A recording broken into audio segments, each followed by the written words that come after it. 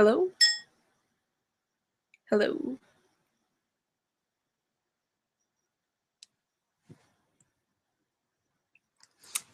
Okay.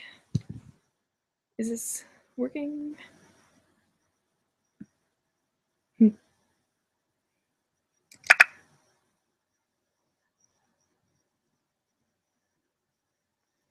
Well, it looks like we'll begin.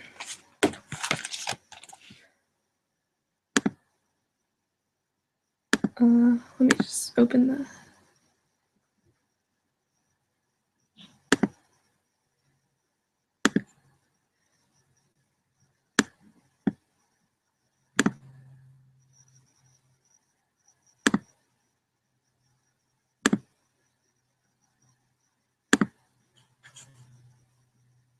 screen share.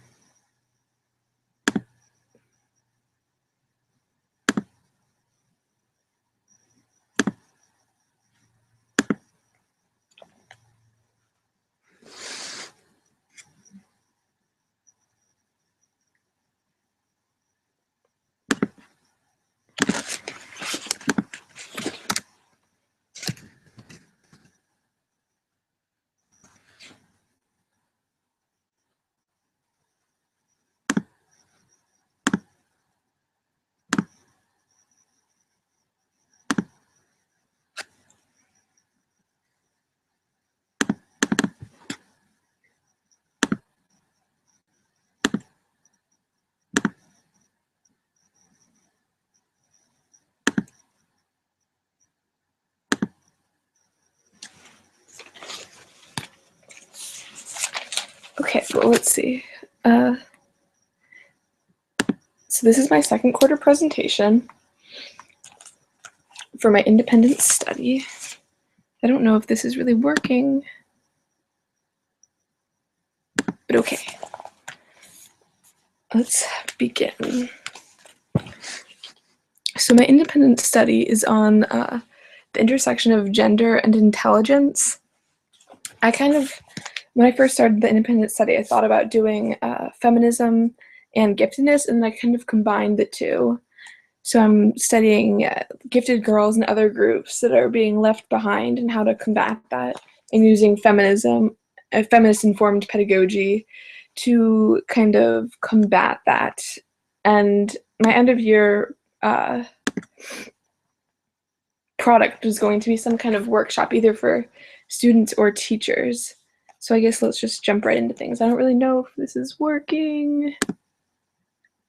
Okay, well, we're just gonna keep going. So this first quarter I spent all on feminism and developing a strong understanding of that. And then second quarter,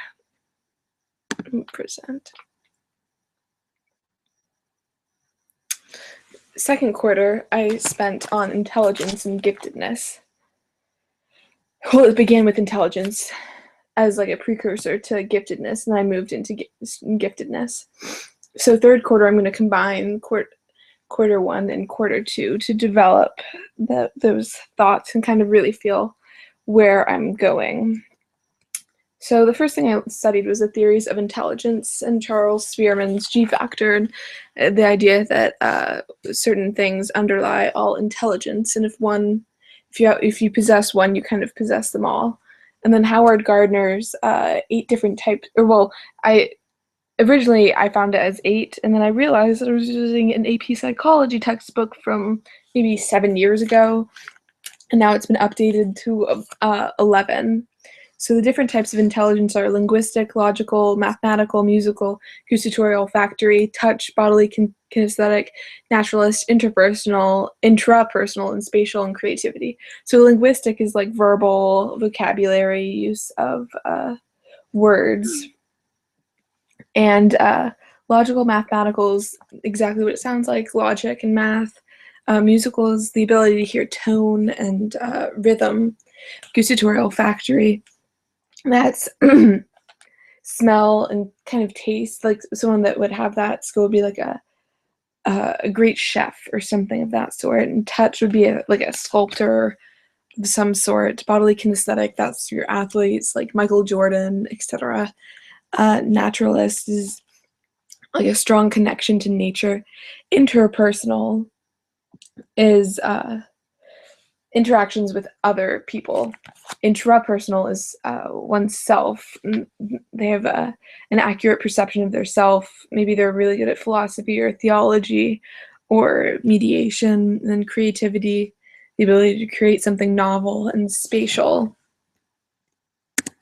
It's just like pilot. Let's see.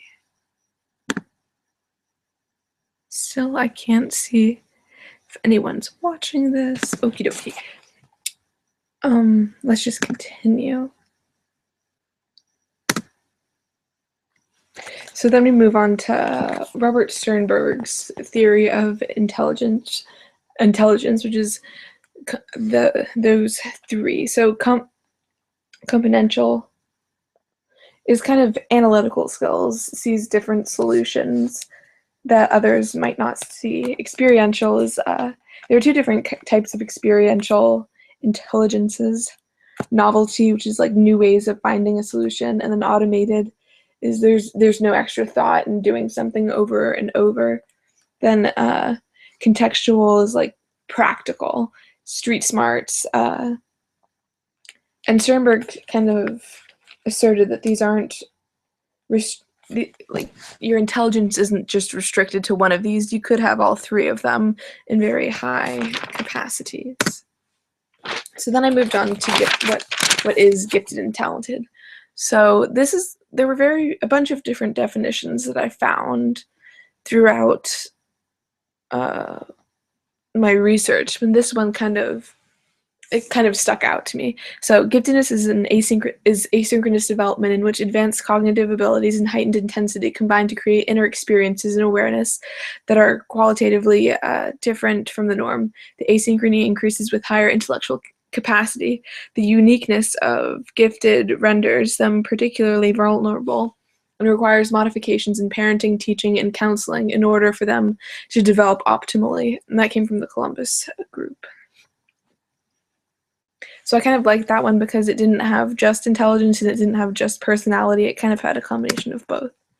So then I got into characteristics of giftedness. So the biggest one is that these were from Renzulli, and these were the three that I could find pretty much that everyone could agree on, even though there were a bunch of others that were very divided amongst people. So the three most common ones: the ability to think abstractly and retrieve information, and sorting through relevant from irrelevant, using motivation that just intrinsic motivation on one task. This motivation isn't all around, but it's task oriented, and the student doesn't really have to show motivation in school. It's just genuinely on one task. Motivation to do one task at a time if they're very interested. You could spend several hours or days on one task and forget to do things like eating or using the restroom or bathing even. And high levels of curiosity and creativity, very eager to learn, wants to fully understand concepts, irritated with people that might only go into a very shallow depth of information, irritated with teachers that teach to a test and not to the concept. And then morality comes into play, a very heightened, intense sense of morality and intensity, sensitive to many different things, perfectionism. Let's see. Okay. Still don't know if this is working, so we'll see. Yes, where were we? Perfectionism is another one of them, and isolation. So those are just some of the characteristics. Then we get into layers of giftedness. So you can't really make generalizations about the different layers of giftedness, but it goes from gifted, highly gifted, exceptionally gifted, profoundly gifted. So it's amongst gifted and talented teachers, educators, researchers, they can kind of agree that there are different layers of giftedness, but the cutoff points are sometimes different and skewed. You can't make generalizations because each child is different. It's more of on a case-by-case status. The moderately gifted, from what I found, well, here, let me just show this table. Percent.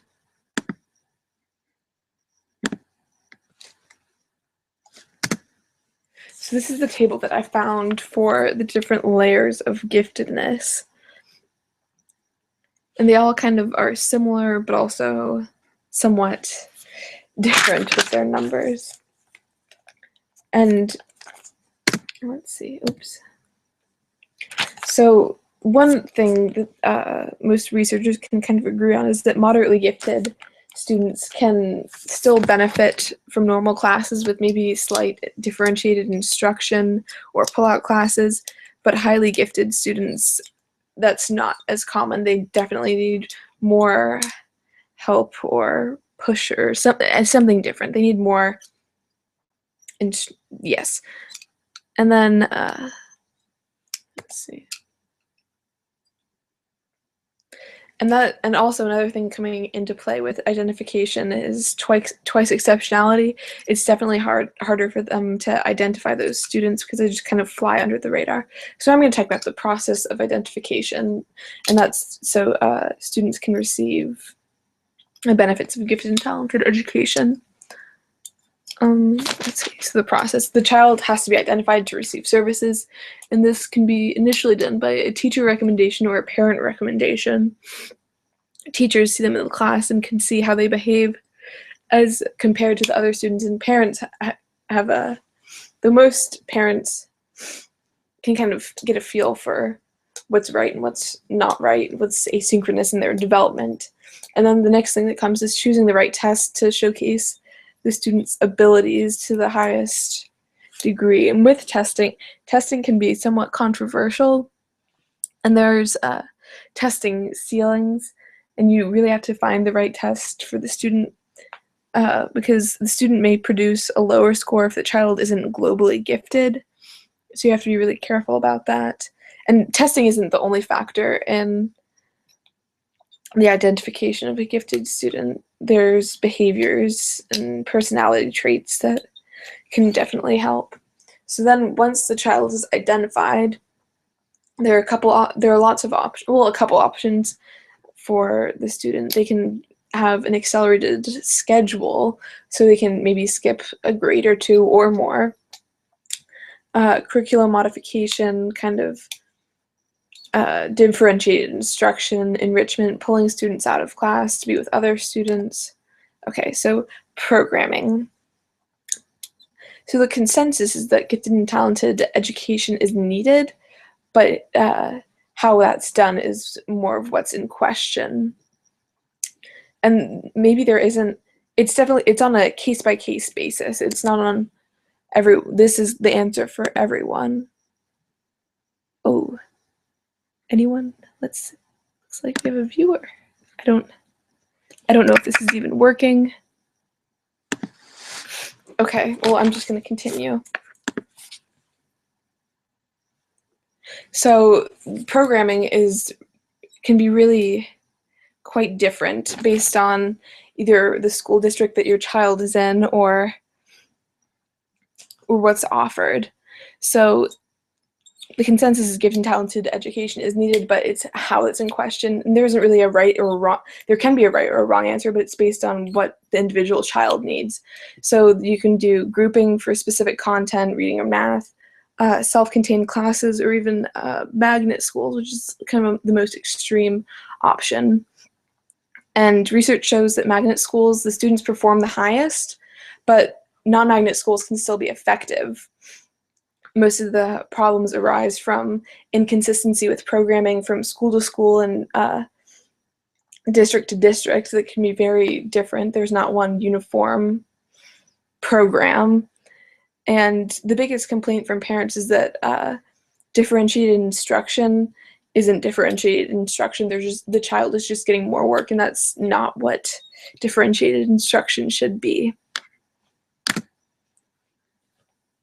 Social ability. So this came into play a lot when I was doing research. A lot of different ideas about the social ability of gifted and talented students. So originally Terman in the 1930s, well, no, originally it was believed that gifted and talented students could not behave at the same social and emotional levels that their peers could because of their heightened intellectual capabilities. So they believed that having one strength led to having another weakness.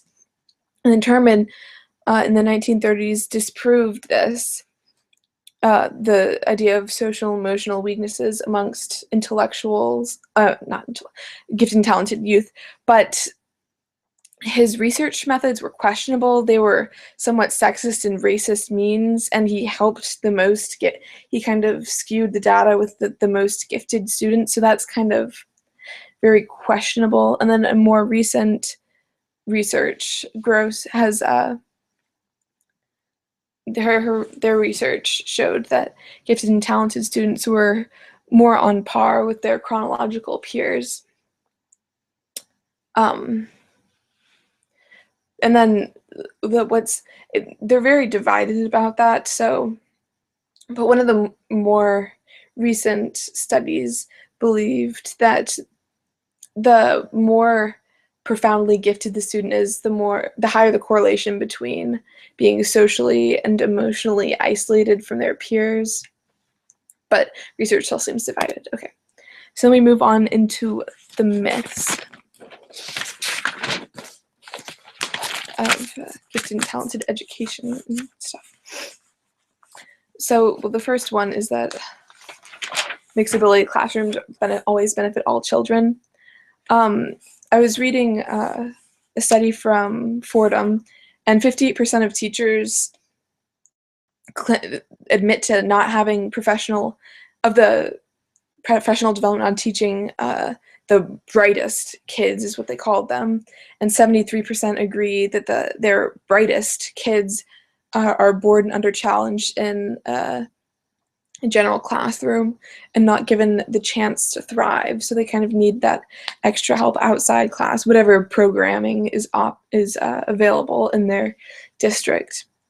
And the next one is that all children are gifted. So gifted shouldn't be equated with value of the students.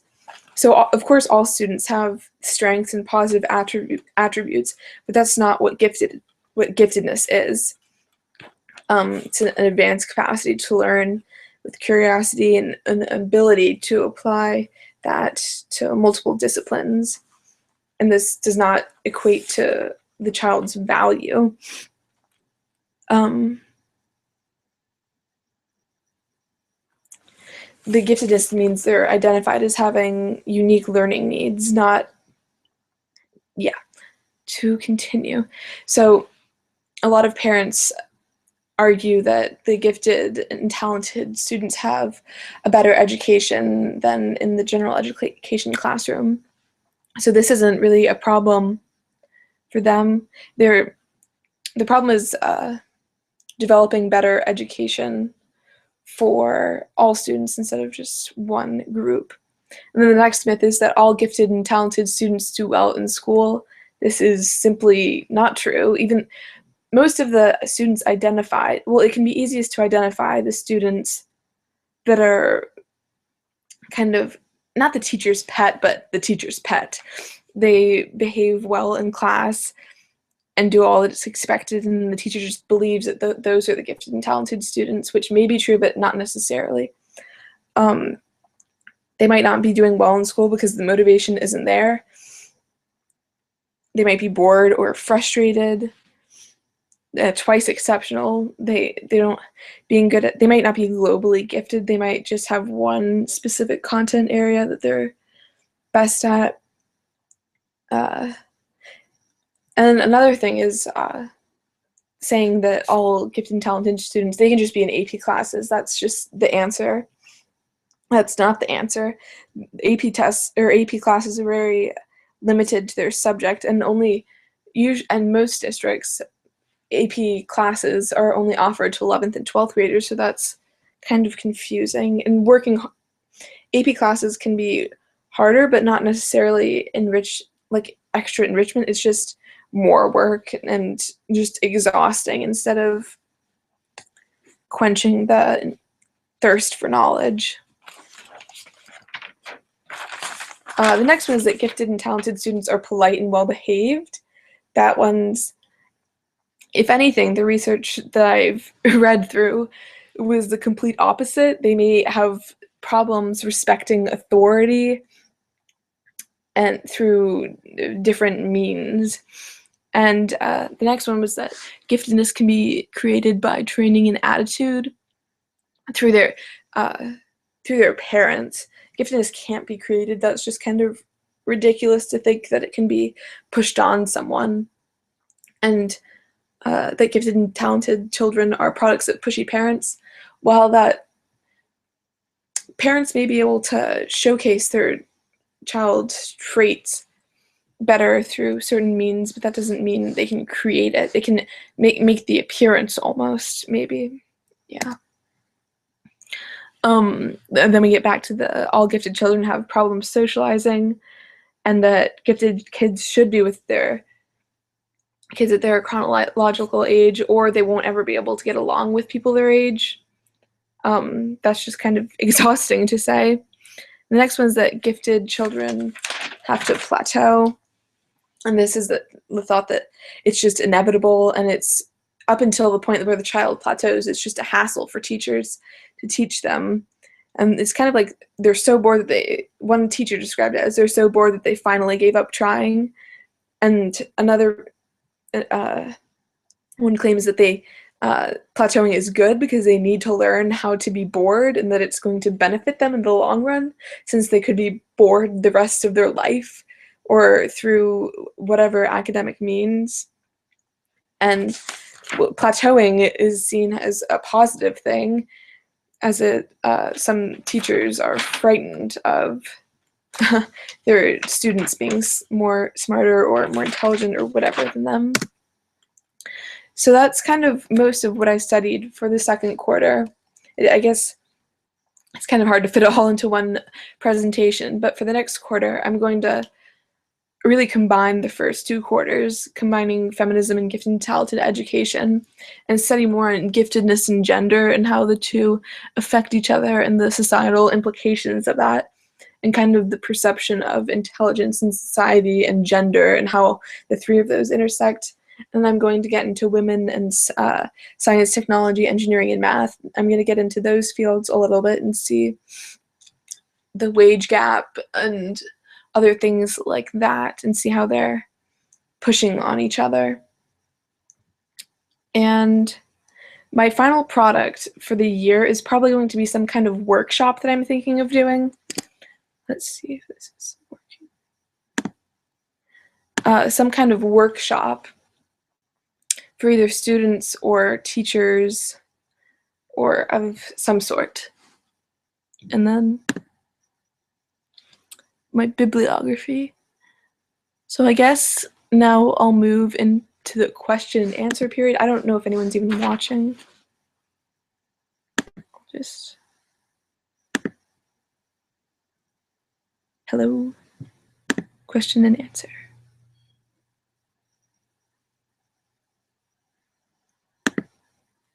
Is this, I don't even know if this is working. Hello, anyone? Oh, well, I don't think I have any viewers right now.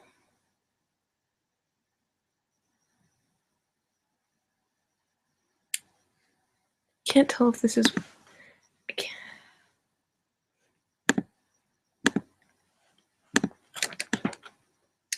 I guess I'll take questions. There's one viewer. I don't know if that's Miss Williams.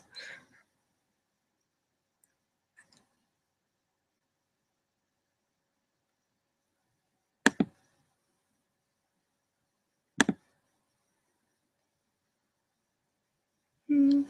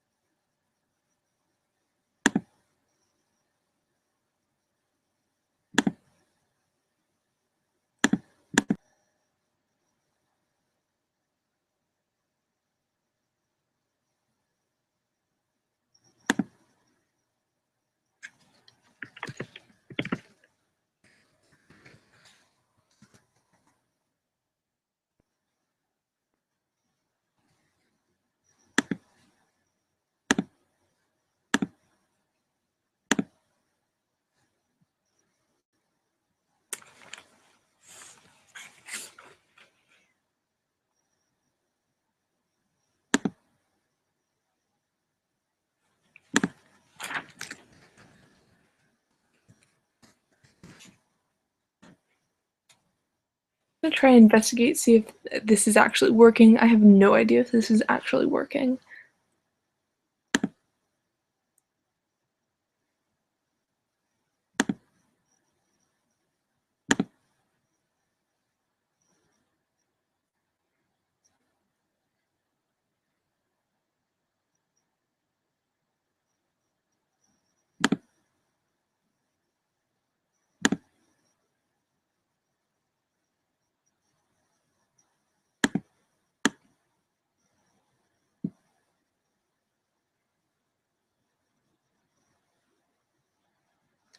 Well,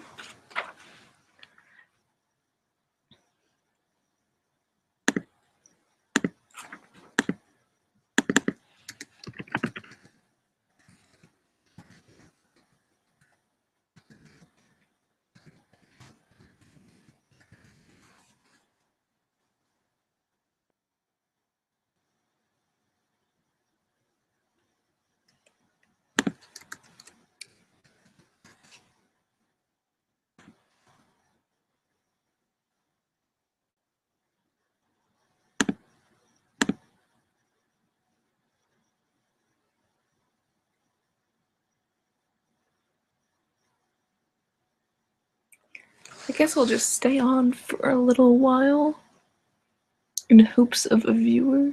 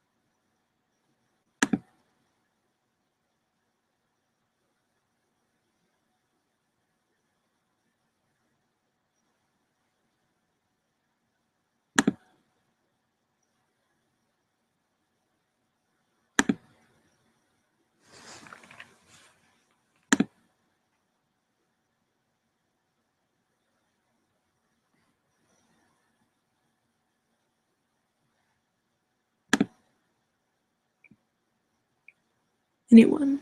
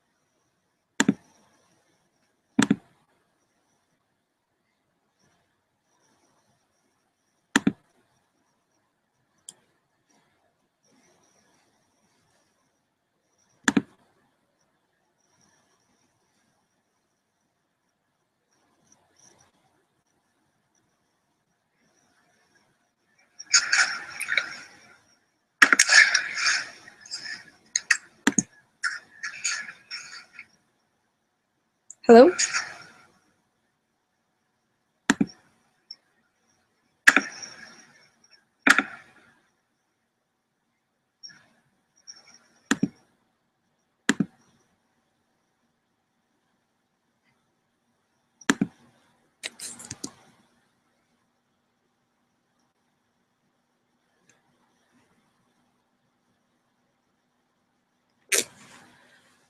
I think I kind of sped through my presentation, but maybe that's a good thing because I don't have any viewers.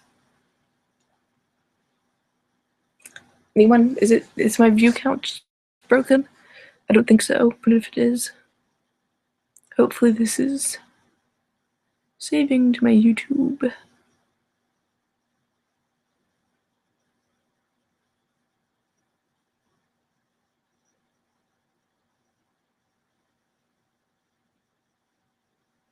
Well, I'll stay on until 5:45, and then I guess I'll go do the rest of my homework.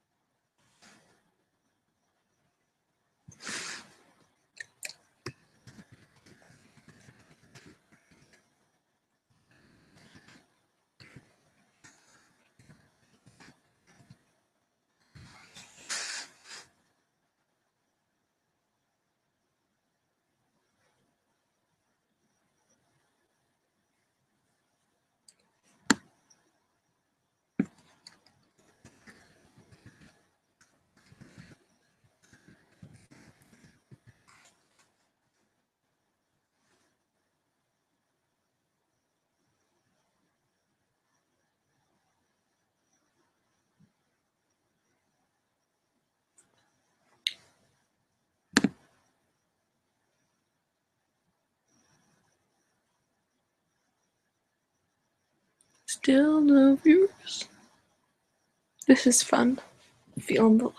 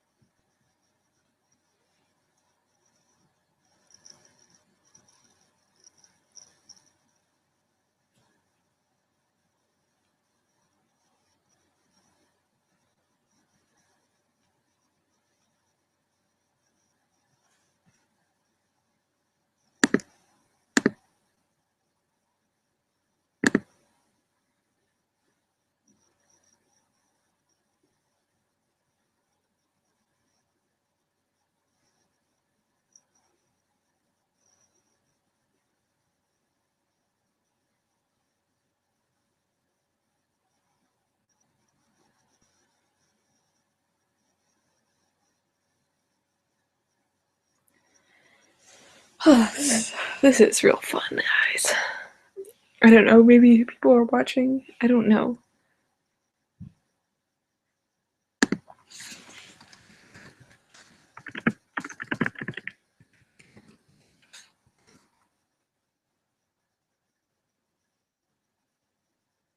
appears that no one is watching.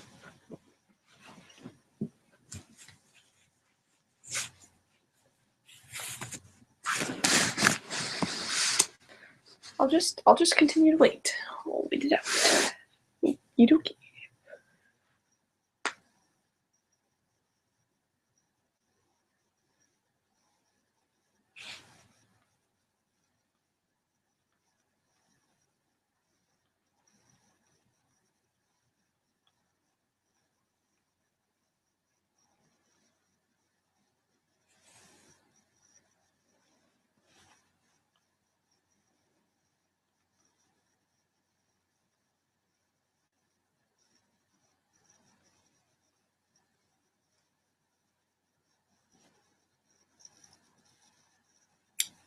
Hello,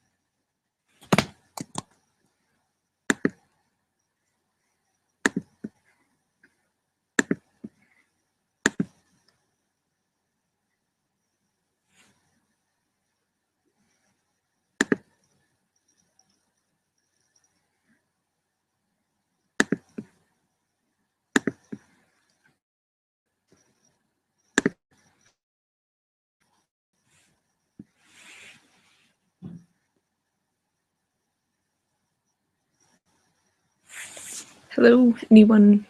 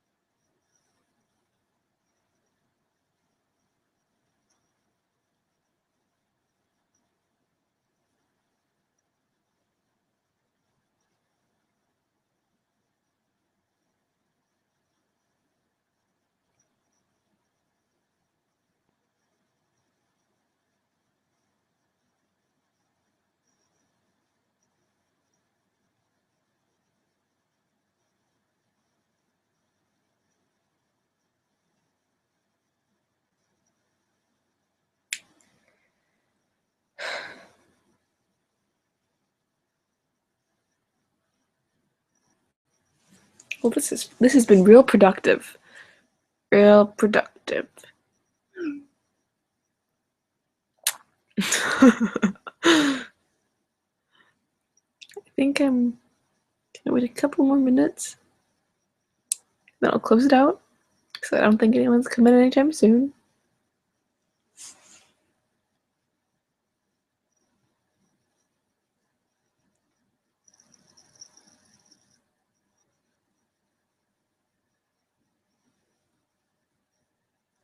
I'm just talking to myself at this point.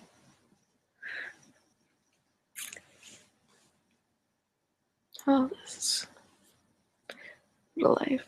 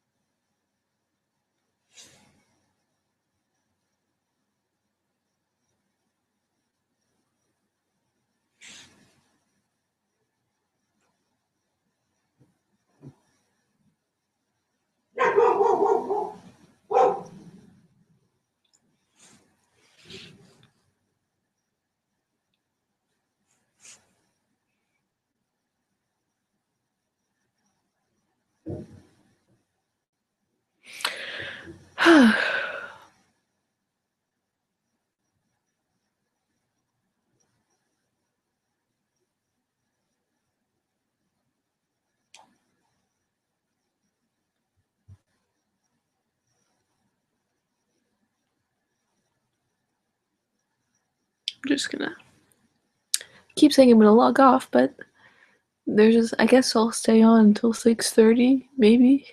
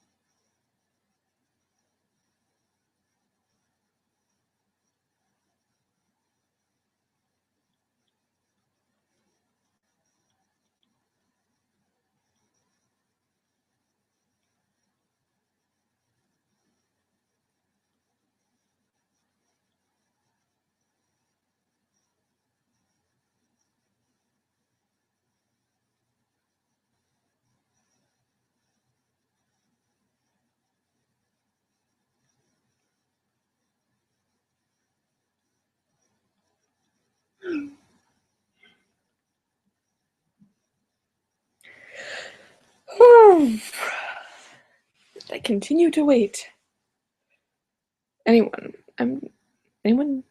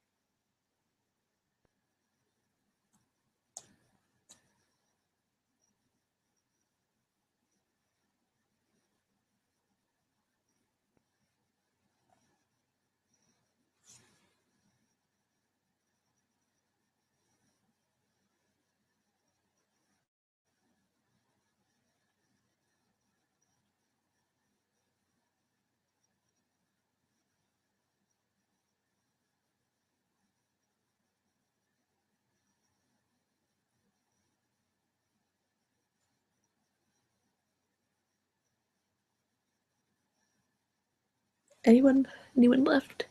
It says I have 0 viewers, but is that true?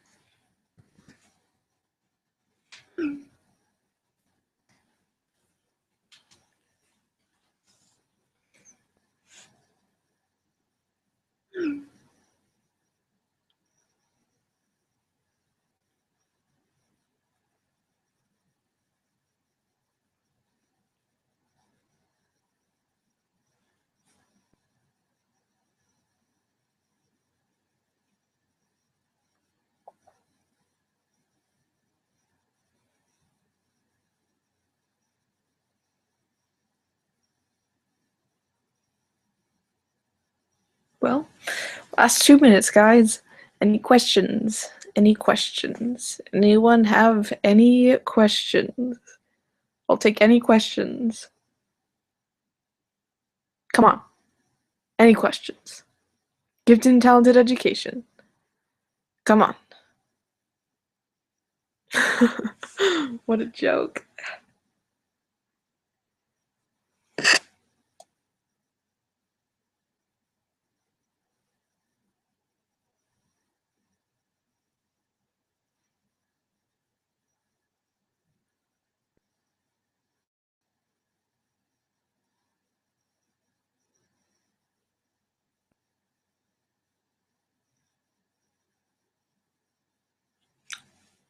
One more minute. Final stretch. Anyone?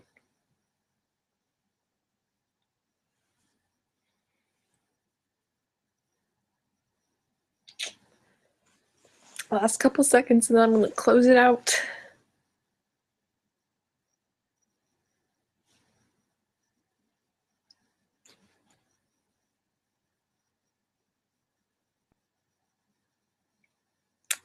Give about 10 more seconds. Oh, I'm sorry, Miss Williams. This was a failure.